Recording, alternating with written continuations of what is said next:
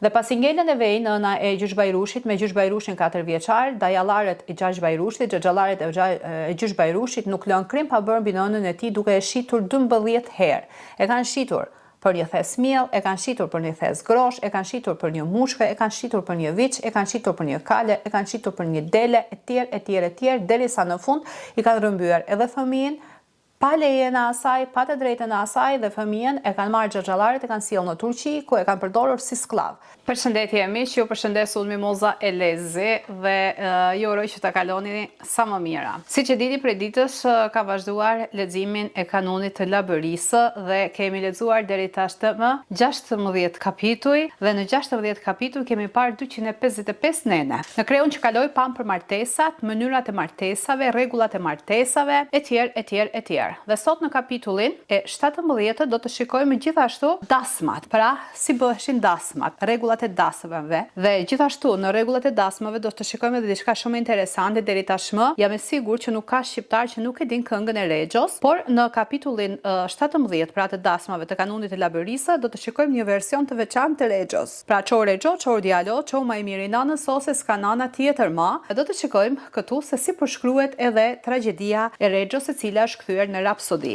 Tati le të fillojmë. Kreu 17. Nene 256. Kuptimi. Me dasmë kuptohet një ngjarje e jashtëzakonshme dhe e gëzueshme në jetën e njeriu që i jep karakter publik martesës dhe rrit ndjenjen e përgjegjësisë së të martuarve për bashkëjetesë përpara njerëzve të tjera. Ajo shënon marrjen e nusës me kryqe dasmore nga shtëpia prindërore e saj në shtëpinë e dhëndrit, si dhe Gostina, pra darkën që shtrohet për të ftuarit. Pa dasmë martohen vetëm gratë e veja. Dasmat bëhen me shpenzime të mëdha. Familjet e varfra ndihmohen nga vëllazëria e farefisi dhe fshati për të përballuar shpenzimet e dasmës. Neni 257. Caktimi i ditës së dasmës. Dita e dasmës caktohet me kërkesën e kryerë familjarit të djalit në marrëveshje me baban e vajzës të paktën një muaj më para. Kjo datë si rregull është e pakthyeshme veçse në marrëveshje me dy styre. Kur ka arsye të rënda dhe vepron rregulli, gjalla e vdekur nusja vjen në shtëpinë e dhëndrit ditën e caktuar. Edhe sikur dhëndri të vdesë ditën e martesës, nusja vjen në shtëpinë e tij. Hyn nusja, deli vdekuri nga dera tjetër. Për këtë do të shikojmë edhe shënimin siç thash më parë për rapsodin Çau Rexho. Pleqt tregojnë se në Kalasë, në Rëzomë, ditën e martesës një djalë, pra një dhëndër, shkoi të rregullonte kalin me të cilën do të merrte nusën, por kali e goditi me shqel në mëlçi dhe dhëndri vdiq në vend. Megjithatë, nusën e sollën në shtëpi dhe të vdekurin e vajtuan me këto ligje. Rexho, pse shkove te kali? Po mo ishte hyzmeqari. Rexho, pse shkove te qili? Po më ishte Ismaili. Nusja të nesërmen u kthye në shtëpinë e prindërve. Në Smokthine, ditën e martesës, kur Krushit ishe nisur për të marrë nusën, në Kuç qellohet nga dritarja dhe goditet dhëndri e vdes në vend. Krushit nuk e morën nusën, por u kthyen nga rruga. Në marrëveshje, dita e dasmës mund të shtyhet kur njërës palë i ndodhi një fatkeqësi e rëndë në familje. Dasma mund të bëhet pa këngë valle, por edhe dita e martesës zakonisht nuk shtyhet. Neni 258. Para dasmë. Dasma çelet 3 ose 8 ditë para datës së caktuar me këngë e valle nga dita e njëjtë në darkë deri në të dielën e darkë. Para dasmës, i zoti i dasmës së bashku me baban e nusës blejnë pajën e saj sipas marrëveshjes në mes tyre. I zoti i dasmës jep babait të nusës 2-3 bera për të therrur ditën e dasmës për të ftuarit e tij. Ky zatkon nuk zbatohet kudo e kurdohera. Neni 259. Neni 259. Vajtja e grave për Karthia, drutë thata. Rreth 3-5 ditë para dasmës, ditën e njëjtë,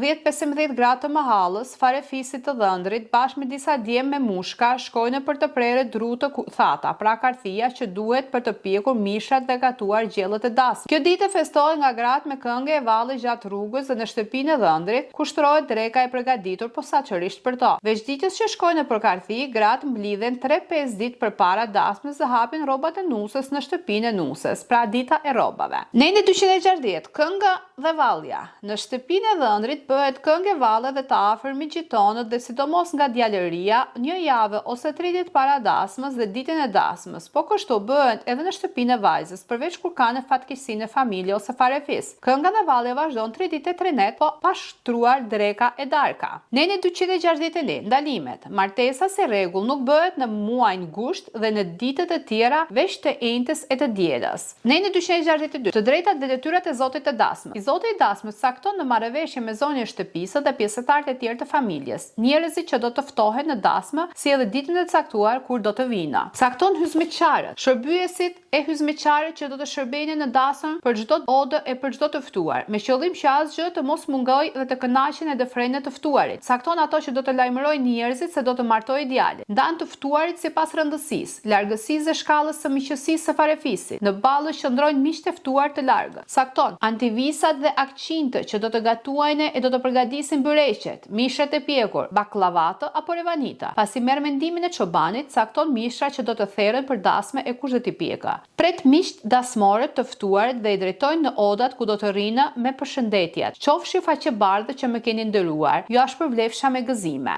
Në dasmën e vogël mund të ftohen vetëm njerëz më të afërm e të domosdoshëm, kurse në dasmën e madhe ftohen shumë njerëz miq e shokë veç të afërmëve. Neni 263. Rendi i vajtjes në dasmë. Në dasmë shkohet sipas një rendi të caktuar. Në fillim vinë bijtë e bijat, xhaxhai, dajua, nipat, mbesat, kushërinjt e të parë të dytë, miqtë të ftuarit e tjerë. Dasma në fshatrat e vegjël bëhet fshatre sepse ftohen thuajse nga çdo shtëpi, kurse në fshatrat e mesme të mëdhej me ftesa të caktuara, pra me pusulla. Vëllezëri, gjenia e afërt, krushit, kumbara mund të ftohen me harç sipas shkallës së afërsisë, me çfarë u ke vajtur të vinë ose sipas dëshirës. Ftesa me harç bëhet mish, dash, cjap, me lakror e bugruri, baklava ose ramani e bugruri, ose vetëm ëmbëlsira, lakror dhe bugruri. Neni 264. Caktimi i krushve. I zoti i dasmës cakton numrin e personave që do të shkojnë në krush për të marrë nusen, si dhe krushkun e parë, duke i kaluar atij të gjitha të drejtat dhe detyrimet si përfaqësues i tij.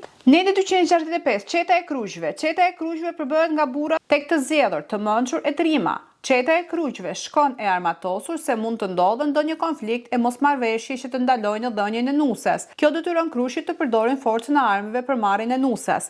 Me të vërtetë kjo ka ndodhur deri në vitet e fundit në Shqipëri. Është një rast që unë e di flagrant, ku kanë vajtur të marrin nusen dhe familja e nuses nuk e ka dhënë nusen. Pra, kanë hequr dorë, kanë thënë që nusen nuk ja japin se kanë dashur të zhvasin më tepër lek nga babai i dhëndrit dhe në këtë kohë aty janë gjetur pranë pra miq të afërt të dhëndrit, të cilët disa nga këto, të rinj, të fortë, të fuqishëm, me pistoleta në brez, kanë nxjerr pistoletat, ja kanë vënë në kokë të zotit të shtëpisë dhe i kanë thënë ti nuk do të japësh nusen? Të derë thrut i hedhën në tokë. O do të japësh nusen tani, ose do t'ju vrasim të gjithëve. Pra kjo ka ndodhur në zonat e Tiranës. Kemi akoma edhe sot ato daja, xhaxhallar, farefis që duhen të pyesin, duhen të marrin rushfet për nusen, të marrin para për nusen, pra për vajzën që japin. Në një mënyrë tjetër ta shesin me lek dhe kur e shet vajzën me lek ose kërkon për vajzën flori, pasuri, këtë ato, do të thotë që e ke dhënë përballë një çmimi që ke vënë ti dhe dhëndri bën çfarë të dojë me vajzën me nusen. Ta rre, ta vret. Bires mami im tregon për një komshinë e tyre që burri ishte pas rraf keq dhe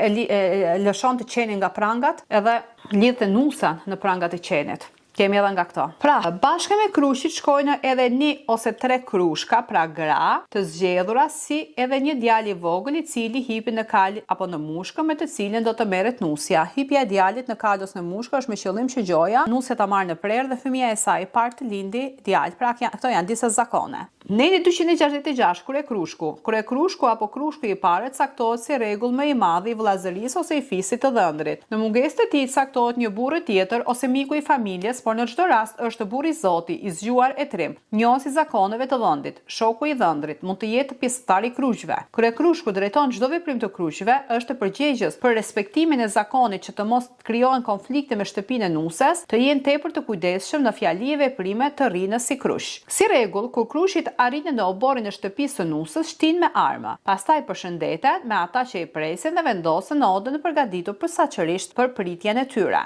Neni 267. Përgjegjësia e kryekrushkut. Kryekrushku përgjigjet para babait të nusës për detyrimet e shtëpisë së dhëndrit dhe njëkohësisht siguron me çdo kusht marrjen e nuses, qoftë edhe duke lënë në dorëzënën një tjetër ose peng një send me vlerë për detyrimet që ka familja e dhëndrit. Këtu kemi edhe një shënim. Plaku X nga Kalasa e Rëzomës tregon se në fillim të shekullit 20 kishte shkuar mik në Trajaz Vlorë dhe i zoti i dasmës e kishte caktuar si kryekrushk, sepse ishte miku më i largët, ndonëse kishte burra të tjerë krysh më të moshuar. Në fshatin Kuq kur Veleç në fillim të viteve të 20 tregojnë se një person, babai i nusës, kërkoi nga krushku t'i jep Nin edhe 3 Napolona o Florit tej marrëveshjes. Krushit refuzuan dhe kërcënuan o të jep si nusen ose do të kërciste pushka. I zoti i shtëpisë do detyruar të hiqte dorë nga kërkesa dhe t'u jepte vajzën nuse.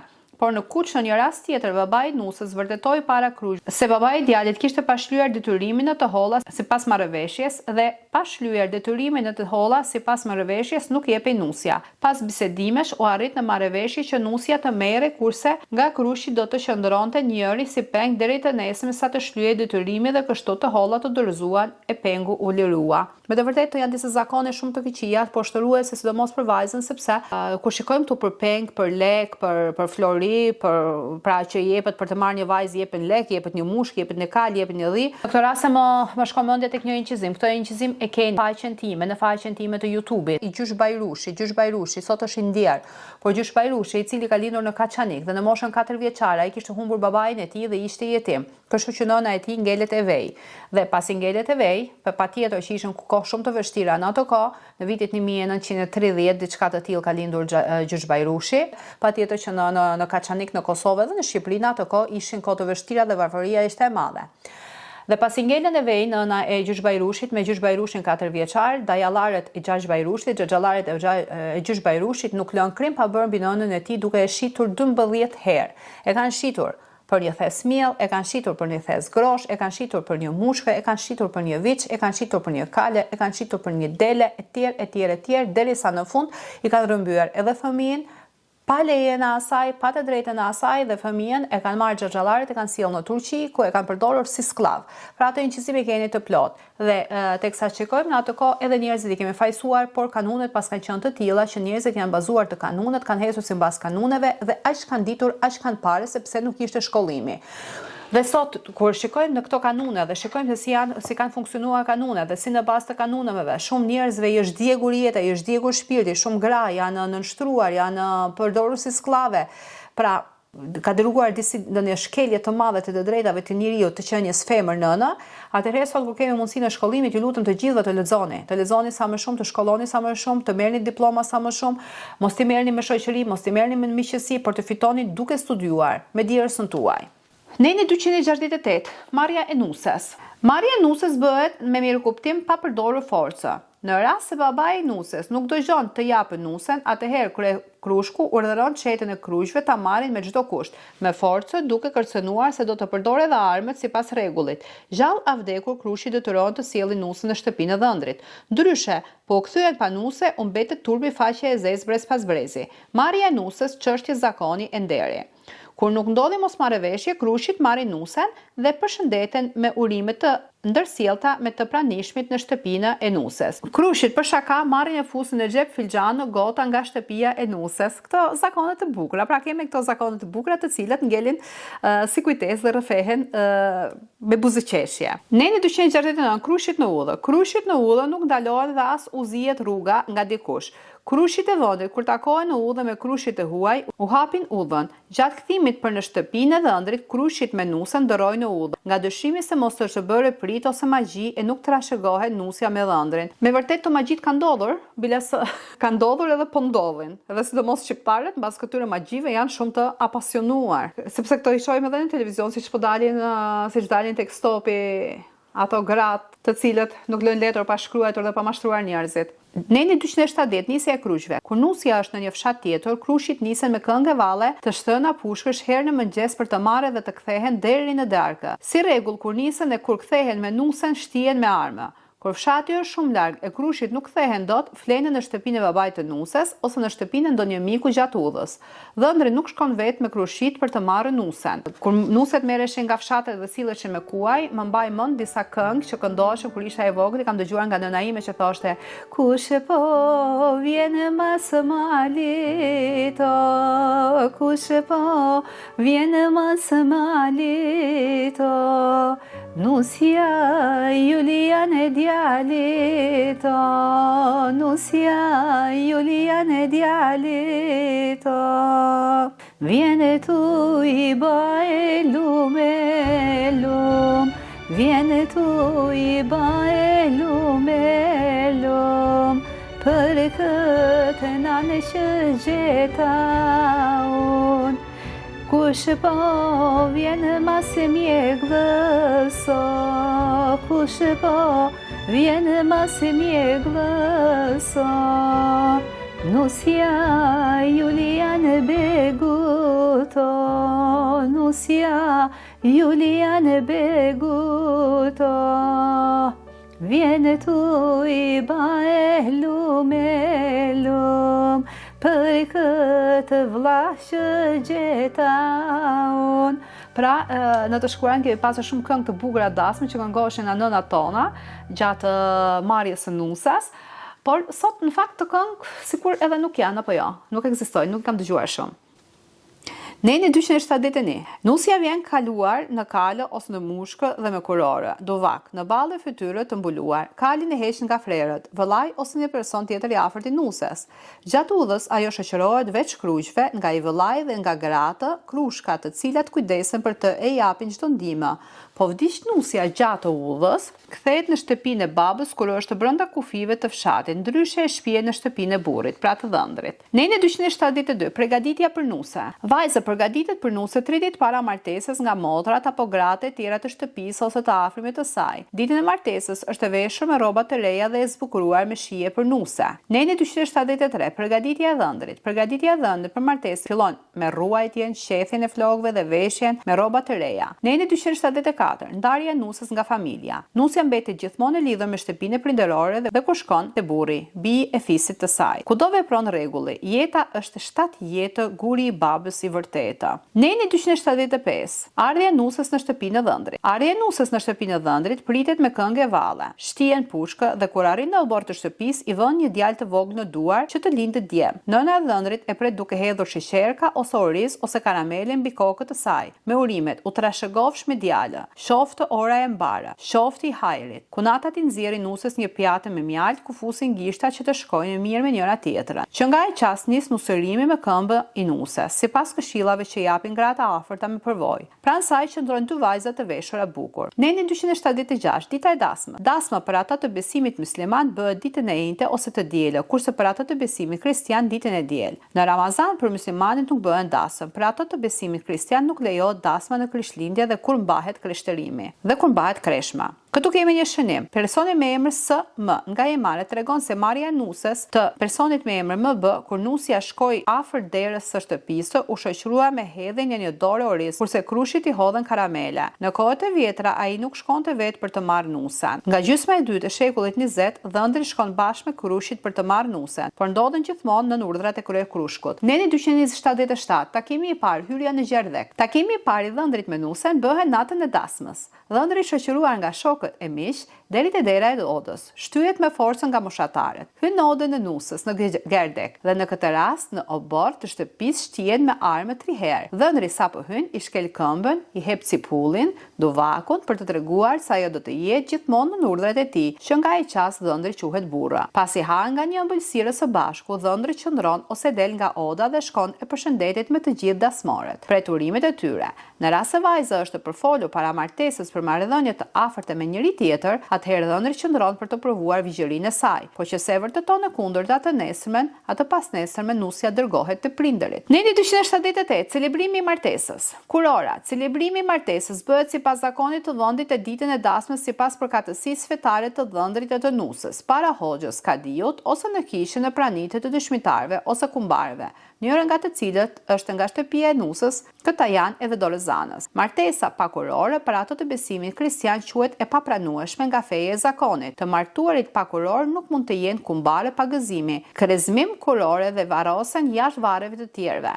Fëmijët e tyre quhen të palishëm, ndonëse janë të barabartë. Ceremonia e celebrimit të martesës në kishë bëhet në orar të caktuar. Neni 279. Darka e dasmës. Por pa dalë te Neni 279 duhet të lexoj një shënim që kam në këtë faqe. Në Ramicë të Vlorës, në dasmë të viteve 1930 të shekullit të 20, u therrën 75 kokdele se ishin 75 miq të parë dhe duhet të gostiseshin me bisht të pjekur. Pas viteve 20 të shekullit të 20, vallja dhe kënga fillon e shoqëruar edhe me raki, sidomos në darkën e dasmës kur janë të ftuarit e fshatrave fshin. Rakia pihet në fillim me mirësi dhe pastaj kalon në dolli për çiftin dhe për të tjerë. Zakoni i dollis shkon duke u zëvendësuar me atë të mirësisë që secili të pije sipas shefit dhe me mirësi. Neni 279. Darka e dasmës. I Zoti i dasmës detyrohet të shtrojë për të ftuarat një darkë dhe kujdeset që të mos mungoj asgjë në trapez. Kur nusja merret në një fshat fshinjë, ai duhet të përgatisë edhe drekën për krush që do të shkojnë të marrin nusen. Për të ftuarit fshin, i Zoti i dasmës shtron 2 vakte buke, darkën e dasmës dhe drekën e nesërme. Në darkën e dasmës vihet në sofër mishi i pjekurit të Zotit të dasmës, si gjella kryesore. Në drekën e nesërme vihet mishi i pjekur që ka në sjell të ftuarit. Ai therr kaq bagati sa mish ka për të parë që janë për bisht të pjekur. Në darkën e dasmës shtrohet këto gjella: supa, mishi i pjekur, 2-3 byreqe, lakror, pilaf ose harapash, baklava, revani, duke deklaruar emrin e kryefamiljarit që e ka sjell. Darka për burra shtrohet në sofra të dhoma të ndara, darka për gra shtrohet në dhoma të tjera. Gjellët dhe për gratë janë të njëjta si për burrat me përjashtim të rakisë. Për hyjsmeqarët shtrohet sofra ditën tjetër pas dasmës. Kënga e vallje vazhdon gjatë pas darkës. Në dasmën grihet bejte nga të pranishmit. Kur rakia pihet me dolli bashit caktuar me mirëkuptim nga burrat në trapez ka të drejtë të drejtojë të qeverisë mirë trapezin, të mbajë rregullin dhe deri të përjashtojë nga trapeza ata që dehen e prishin rregullin ose bëjnë veprime të tjera të pahishme. Dollia është e rradhë, kërkon të respektohet dolli bashit dhe të tjerët, të mos ndodhin sherrje të prishet dasma. Pas darkës së dasmës, të ftuarit që i kanë në shtëpi të afër largohen dhe e zonja e dasmës u jep tepsinë me ëmbëlsira që i kanë mbetur, kurse për ato që kanë në sjellë mish u jep një shpatull mish të pjekur. Neni 280. Paja, prikja. Neni 280. Paja. Prika. Nusja që nga koha e fejesës deri në ditën e martesës merret me përgatitjen e pajës që do të shpirtë dhëndri si shilima, jorgan, dushek, këllëfja stëku, çorape leshi dhe sende të tjera të dhuruara si dhurata për dhëndrin, pjesëtarët e familjes dhe të afërmit e tjerë. Paja e nusës përgatitet nga shtëpia e saj si një lloj i veçantë i shpërblimi që jep me rastin e martesës sipas gjendjes ekonomike të familjes. Familjet që i përkasin besimit krishtian si dhe familjet e pasura të besimit musliman, veç pajës familja e saj i jep prikë, miras, një pasuri të luajtshme ose të paluajtshme, pra para, tokë, shtëpi, pasuri e tjerë. Tu kemi një shënim. Në kohën e vona, pra nga gjysma e shekullit 20, jepet prikë deri 100-200 Napoleona Flori. Oh, sa të mira janë po kushika. Neni 283. Kthimi i nusës për të parë. Nusja pas martesës, pas 3, 5 ose 7 ditësh kthehet në shtëpinë e babës për të parë dhe qëndron vetëm një natë. Në këtë rast nusja përcillet nga një burrë ose djalë i shtëpisë së dhëndrit. Pas 3-5 javësh rikthehet përsëri dhe qëndron 3 ditë në net ose një javë. Nusja e martuar me një fshat tjetër kur takon njëri nga fshati i saj e përshëndet si vëlla. Neni 284. Dhëndri në shtëpinë e nusës. Dhëndri shkon në shtëpinë e babait të nusës për herë të parë kur e therrasin, pra e ftojnë. Si rregull, dhëndri shkon bashkë me xhaxhanë ose një kushëri pa nusen. Këtu kemi edhe një shënim. Në vitet 20 të shekullit të 20, në dasmat atyre të besimit musliman, sidomos ku janë të ftuarit nga fshatrat e tjerë, filloi të shtrojë në darkë dhe rakia me dolli pasi ishin pirë disa gota me mirësi. Në këtë rast, një nga të afërmit të Zotit të dasmës bëhej dilli bash, të përcaktonte rendin që duhet të ndjekët duke preferuar miqtë dhe kryesorit të shtëpisë së dasmës e deri kur do të vazhdoj dollia. Sakton dhe radhën se kush do të bëhet dolli bash e do të mbyll darkën. Personi me emër SM nga Hemara tregon se si rregull deli bashi i parë caktohet kumbara, ai që i vë kurorën nuses ose ai që pragëzon fëmijën dhe me radhë caktohen deli bash e tjerë sa zgjat rakia në trapez. Një deli bash nga ana e dhëndrit, një nga ana e nusës. Neni 284.2. Pas dasmës nusën e ftojnë me radhë vëllazëria, farefisje e miqtë të dhëndrit për vizitë ose drekët dhe ajo përcillet nga e vjera ose një grua tjetër e shtëpisë. Si rregull vëllezërit e dhëndrit, xhaxhaj dhe daje që banojnë me ekonomi me vete, nusën e dhëndrin dhe prindërit e tyre i ftojnë për drekë ose darkë. As nusja e rredha as dhëndrit nuk i flasin njëri tjetrin me emër në pranit, por në përgjithësi. Ky, ajo, këta ose këto. Neni 285. Martesa me 2 gra. Në raste të veçanta bëhet martesa e burrit me 2 gra, kur gruaja e parë nuk lind fëmijë, sidomos djalë që të sigurohet vijmësia e fisit dhe trashëgimia. Pika 2. Është e sëmurë për një kohë të gjatë ose nga një sëmundje e pashërueshme dhe nuk është në gjendje të kryejë funksionet e femrës apo të zonjës së shtëpisë. Pika 3. Bëhet martesa me 2 gra në ato raste kur burri merr një grua tjetër dhe gruaja e parë pranon këtë gjë. Pika 4. Burri nuk don ta dajë gruan e parë për shkak se ka fëmijët, vajza, Dhe pika 5, gruaja që nuk lën djalë ose fëmijë të tjerë, vajza mund t'i gjejë vetë burrit një grua të dytë. Edhe kjo ka ndodhur në Shqipëri. Neni 286, martesa e dytë e burrit ose e gruas së ve. Martesa e dytë është kur burri ose gruaja apo të dy janë të ve dhe martohen. Dhe bëhet martesa e dytë kur burri e gruaja kanë të drejtë të martohen sa herë mbeten të ve. Neni 287, martesa e gruas së ve. Pas vdekjes së burrit, gruaja e ve qëndron 3 muaj në shtëpinë e tij për të provuar se mos është me barë. Por kur është në gjendje të keqe shëndetësore ose ekonomike, mund të shkojë në shtëpinë e babës. Në asnjë rast ajo nuk mund të rimartohet pa kaluar afati 3 mujor. Neni 288, gruaja e ve me barë. Gruaja e ve e mbetur me barë kur i vdes burri qëndron edhe lën fëmijën në shtëpinë ku është martuar deri në 1 vit për të rritur fëmijën. Me lejen e të zotit të shtëpisë ose të kunetërve apo pas 1 viti kërkon të qëndrojë përgjithmonë pranë djalit ose të largohet. I zoti i shtëpisë vendos nëse ajo do të qëndrojë ose të largohet me pëlqimin e gruas së ve. Kjo nuk lejohet të marrë për burr ndonjërin nga djemtë e paramartuar ose të martuar ose të zotit të shtëpisë, por ruan deri në dinjitetin e saj. Në raste të rralla ajo mund të marrë për burrë të kunatin. Neni 289, gruaja e ve vendos vetë për martesë. Pika 1, gruaja e ve që largohet nga shtëpia e burrit të vdekur dhe kthehet në shtëpinë prindërore, si rregull vendos vetë nëse do të rimartohet, por mund të pranojë kundër vullnetit martesën kur babai ose vëllai i madh i saj i kanë dhënë fjalën një personi për martesë dhe se shkelja e fjalës së dhënë mund të sjellë vrasjen në familje. Pika 2, gruaja e ve i kthen krushit në udhë, kur ajo nuk e do atë burrë, nuk mund të detyrohet të rimartohet me të. Pika 3, gratë e veja.